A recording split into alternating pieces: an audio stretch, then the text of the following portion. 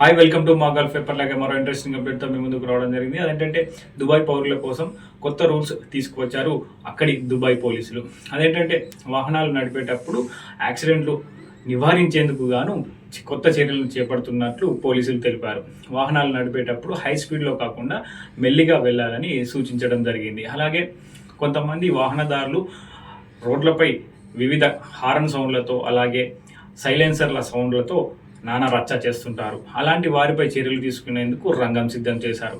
అంతేకాకుండా వాహనాలు వెళ్ళేటప్పుడు సడన్ మలుపులను అరికట్టాలని పేర్కొన్నారు. ముఖ్యంగా ఎమర్జెన్సీ వాహనాలు అయిన అంబులెన్స్ లేదా ఇతర పోలీసు వాహనాలకు ఖచ్చితంగా సైడ్ ఇవ్వాలని తెలపడం జరిగింది.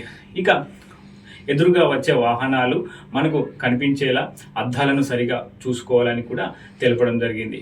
ఈ ఇన్ఫర్మేషన్ మీకు నచ్చినట్లయితే వెంటనే మా ఛానల్ సబ్స్క్రైబ్ చేసి లైక్ కొట్టి షేర్ చేయండి.